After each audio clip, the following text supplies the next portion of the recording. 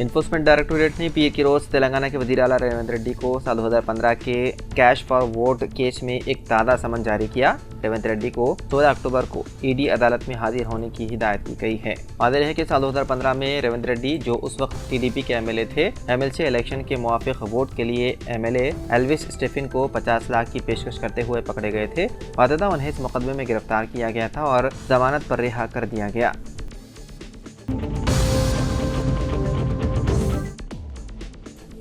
Telangana high court ने BRS के 10 MLAs को नोटिस जारी किया, जिन्होंने साल 2023 के असेंबली इंतखाबात के बाद अपनी असल पार्टी से इस्तीफा दिए बगैर कांग्रेस में शामिल हो गए थे। उन नामों में दानम नागेंद्र, बंडला कृष्णा मोहन रेड्डी, कड़ियम श्रीहरि और पोचाराम श्रीनिवास रेड्डी जैसे सरकर्दा रहनुमा शामिल हैं। अदालत प्रजा शांति पार्टी के सरबराह के पाल की तरफ से दायर मफादनामा की अर्जी का जवाब दे रही थी, जिसमें हिंदुस्तानी आइन के 10वें शेड्यूल और अवामी नुमाइंदगी एक्ट 1951 के तहत इनहिराफ मुखालिफ दफात की खिलाफ वर्जी करने पर उन एमएलएस को नाअहल करार देने का मुतालबा किया गया था। पाल ने दलील दी है कि बीआरएस के टिकट पर मुंतखब होने वाले ये एमएलए इस्तीफा दिए बगैर कांग्रेस में शामिल हो गए, जो कि आईनी कानून की खिलाफ वर्जी है।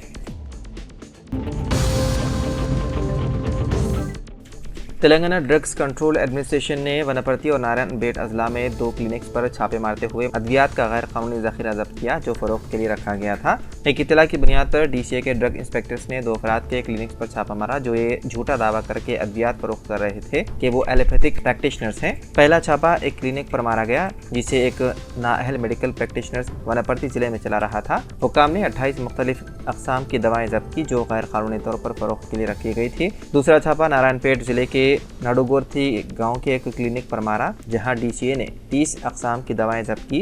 ये दवाएं गैर कानूनी तौर पर फरोख्त के लिए रखी गई थी। अहदेदारों ने छापों के दौरान क्लिनिक में कई किस्म के एंटीबायोटिक्स और स्टेरॉइड्स का पता लगाया, जो मजमूई तौर पर 55,000 रुपये का सामान है, उसे जब्त कर लिया गया।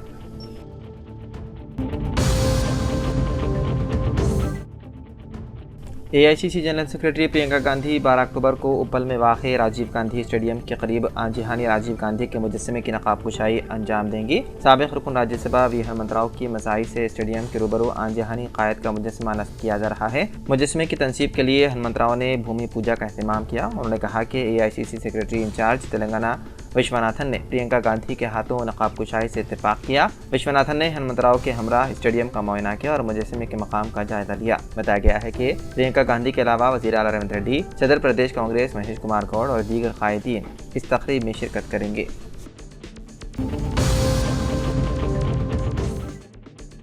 बेंगलुरु में खातून के कत्ल के बाद उसकी नाश के 30 टुकड़े करने वाले असल मुलजिम की शनाख्त कर ली गई है और उसे गिरफ्तार करने की कोशिश की जा रही है। इस मामले में खातून की नाश के टुकड़े एक फ्रिज में पाए गए। Bengaluru city police commissioner B Dayanand ने बताया कि तमाम जावियों से तहकीकात की जा रही है। असल मुलजिम की शनाख्त कर ली गई है। वो बाहर का आदमी है। हम फिलहाल मालूमात नहीं दे सकते, क्योंकि इससे मुलजिम को मदद मिल सकती है। इससे पहले रियासती वज़ीर दाखिला परमेश्वरा ने बताया कि पुलिस को खातून की मौत के बारे में काफ़ी मालूमात हासिल हुई और उन्होंने मीडिया को बताया कि पुलिस को काफ़ी सुराग मिले हैं। हम मज़ीद मालूमात हासिल करने तक कुछ नहीं कहेंगे। ऐसा कहा जा रहा है कि कातिल का ताल्लुक़ मगरबी बंगाल से है।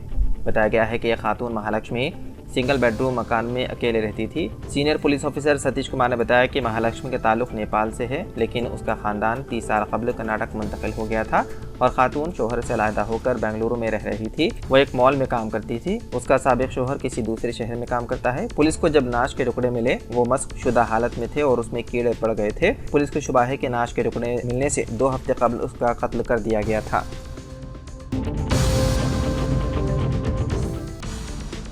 हज कमेटी ऑफ इंडिया ने रियासती हज कमेटियों और आज़मीन हज के शदीद मुतालबे के पेश नज़र हज दरख्वास्तें दाखिल करने की आखिरी तारीख में 30 सितंबर तक तौसी कर दी। वज़ारत अक़लियती उमूर हुकूमत हिंद में डायरेक्टर और हज कमेटी ऑफ इंडिया के CEO doctor Liaquat Ali Afaqi IRS ने बताया कि हज कमेटी ऑफ इंडिया में हज साल 2025 के लिए बहुत ज़्यादा दरख्वास्तें मौसूल हो चुकी हैं। बेशतर रियासतों में जल्द ही क़ुरानंदाज़ी के ज़रिए आज़मीन का इंतखाब करवाया जाएगा। आज़मीन से ख्वाहिश की गई है कि वो इस तौसी शुदा सहूलत से मुस्तफ़ीद हों।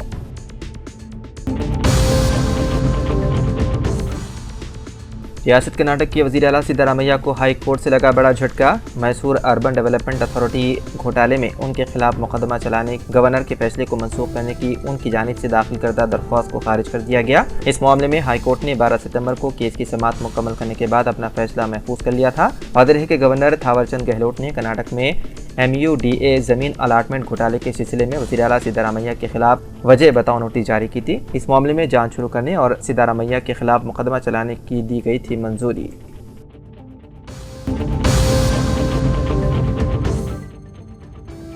उस्मानिया यूनिवर्सिटी ने तेलंगाना रियासती अहलियत इम्तिहान यानी कि TS सेट साल 2024 के लिए आंसर की जारी की है, जिसे उम्मीदवार सरकारी वेबसाइट telanganaset.org पर हासिल कर सकते हैं। इम्तिहान देने वाले आंसर की को चेक और डाउनलोड कर सकते हैं और 26 सितंबर तक एतराज़ात दाखिल कर सकते हैं।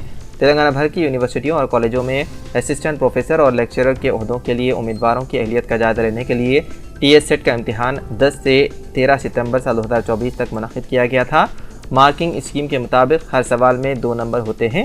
आम ज़ुमरे के उम्मीदवारों को कम से कम 40% स्कोर हासिल करने की ज़रूरत है, जबकि मखसूस ज़ुमरे के उम्मीदवारों को इम्तिहान पास करने के लिए कम से कम 35% नंबरात हासिल करने होंगे।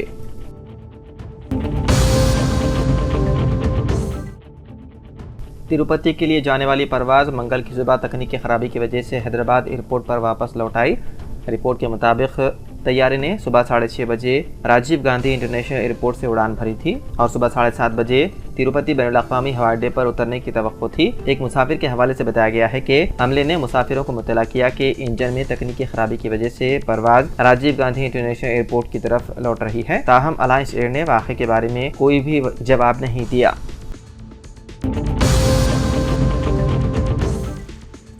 बेटी की शादी के दिन वालिद का हो गया इंतकाल। ये अफसोसनाक वाक़या हैदराबाद के कदीम मलकपेट में पेश आया। तफसीलात के मुताबिक मीर अमीनुद्दीन अली खान की दुख्तर की पीर को मलकपेट के एक फंक्शन हॉल में शादी मुकर्रर थी।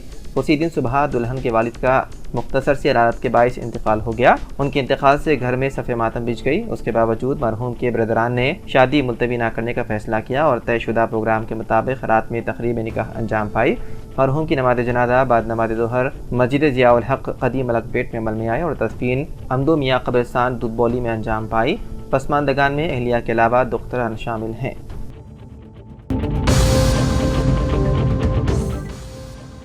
मगरबी बंगाल के अलीपुर द्वार ज़िले में मंगल की सुबह न्यू मायानागुड़ी स्टेशन के करीब एक मालगाड़ी के 6 डब्बे पटरी से उतर गए। खुशकिस्मती से मालगाड़ी खाली थी और किसी के जख्मी या हलाक होने की इत्तला नहीं है। रिपोर्ट के मुताबिक हादसे के वक्त मालगाड़ी की रफ्तार काफ़ी कम थी, जिसकी वजह से कोई बड़ा नुकसान नहीं हुआ।